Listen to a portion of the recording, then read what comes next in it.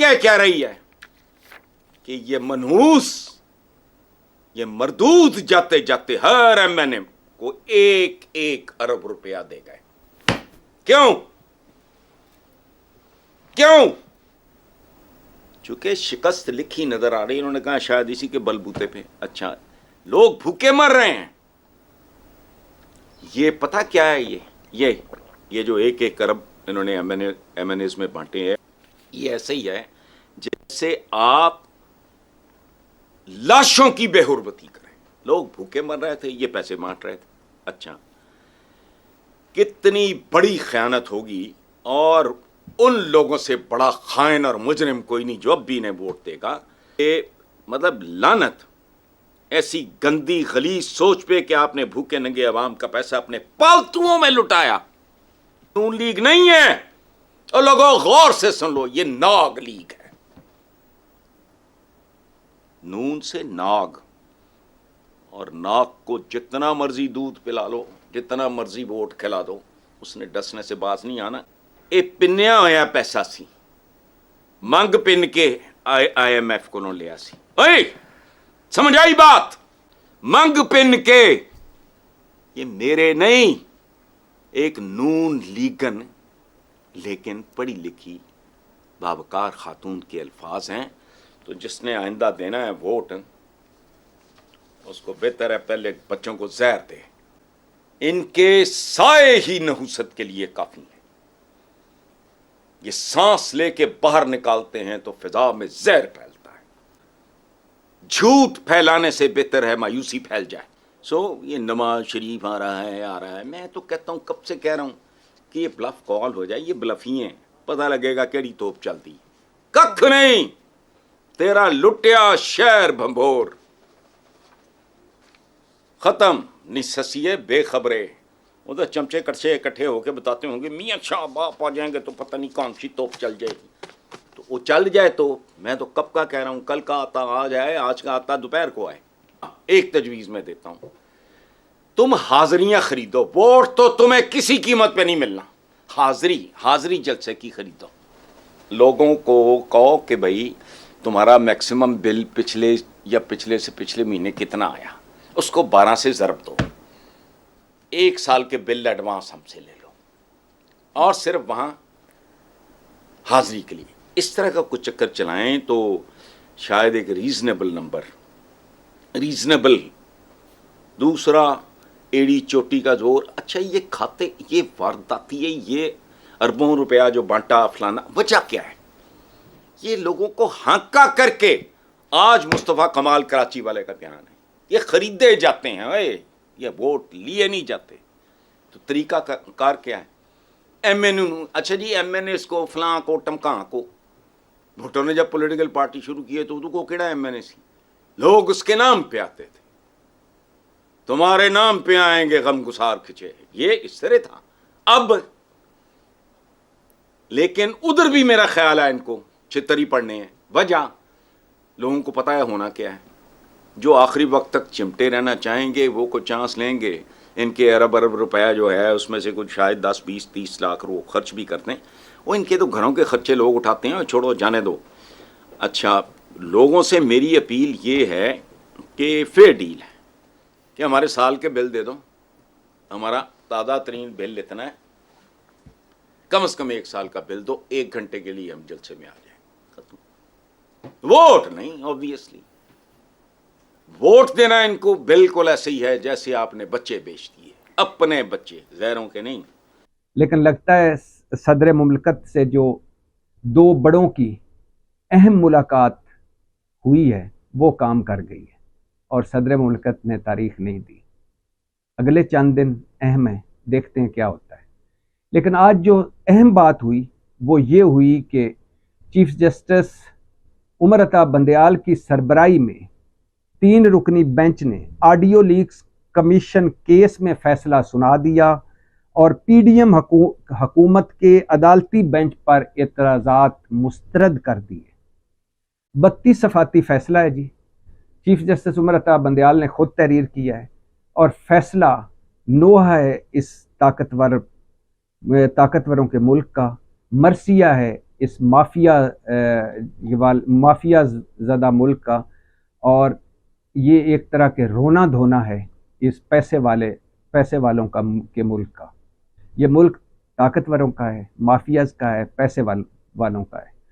Chief justice साहब ने जो 32 सफाती फैसला तहरीर किया उसमें दिल खोल कर रख दिया। उन्होंने कहा कि जजेस पर हमला आवर हुई पीडीएम हुकूमत, अदलिया की तज़ीक की पीडीएम हुकूमत ने, जजेस को हरासा किया पीडीएम हुकूमत ने, आइन तोड़ा पीडीएम हुकूमत ने, सुप्रीम कोर्ट के फैसलों को रद्दी की टोकरी में फेंका पीडीएम हुकूमत ने, जजेस के खिलाफ तज़ीकी और किरदार कुशी मुहिम चलाई पीडीएम हुकूमत ने, और जजेस को खुल्लम खुल्ला धमकियां दी पीडीएम हुकूमत ने। और चीफ जस्टिस ने कहा कि वो इस्लामाबाद जिसमें दफ़ा 144 लगी हुई थी, मतलब 4 बंदों से ज़्यादा लोग इकट्ठे नहीं हो सकते थे, और उस शहर में रेड जोन में जहाँ जलसा करने की इजाज़त ही नहीं है, रेड जोन में दफ़ा 144 वाले शहर में मौलाना फजल रहमान का जलसा कराया गया सुप्रीम कोर्ट के सामने, और हुकूमत ने सहूलतकारी मुहैया की, और मौलाना साहब ने खुल्लम खुल्ला धमकियां दी सुप्रीम कोर्ट को और हमें। और ये भी कहा गया इस फैसले में, 32 सफाती फैसले में, कि पीडीएम हुकूमत मफादात का टकराव वाली हुकूमत थी, पीडीएम हुकूमत वो तासब पर मबनी हुकूमत थी, पीडीएम हुकूमत अदलिया को तकसीम करने वाली हुकूमत थी।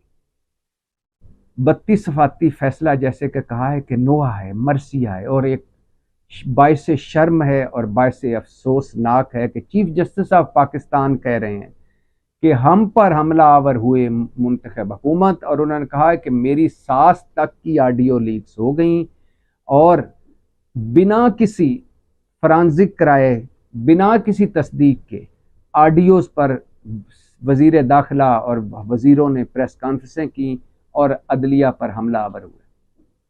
इसमें कोई शक नहीं कि ये 32 सफाती फैसला तो आ जाया है, लेकिन मैं पहले दिन से कह रहा हूँ कि पीडीएम हुकूमत ने आकर सबसे पहला काम क्या किया? सबसे पहला ये काम किया कि जब सुप्रीम कोर्ट ने उन्हें कहा कि पंजाब और खैबर पख्तूनख्वा के 2 सूबों के इलेक्शन 90 दिन में कराएं, तो पीडीएम हुकूमत सुप्रीम कोर्ट पर हमला आवर हो गई।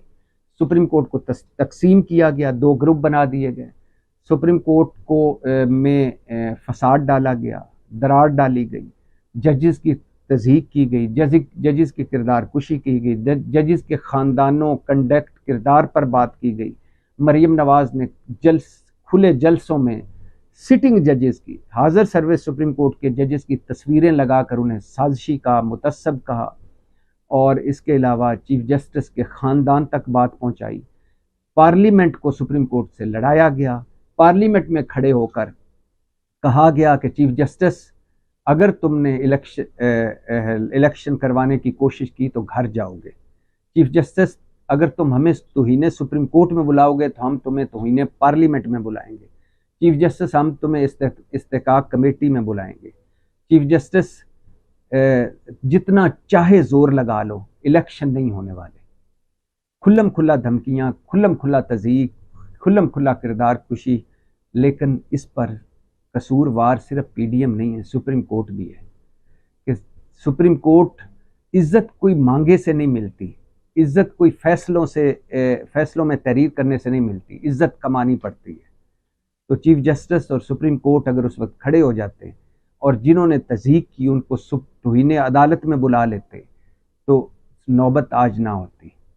और अगर आइन तोड़ा इलेक्शन कमीशन ने, गवर्नर्स ने या पीडीएम हुकूमत ने, या इलेक्शन से भागे, तो अगर उसमें तौहीने अदालत के फैसलों में वज़ीर आज़म को बुला लिया जाता, वज़ीर ख़जाना को बुला लिया जाता, और उन लोगों को बुला दिया जाता जो वज़ीर दिफा और जो इसके रिस्पॉन्सिबल हैं इलेक्शन ना करवाने में, तो फिर भी सूरत हाल बेहतर होती और आइंदा किसी की जुर्रत ना होती कि वह सुप्रीम कोर्ट के हवाले से कोई बात भी करे।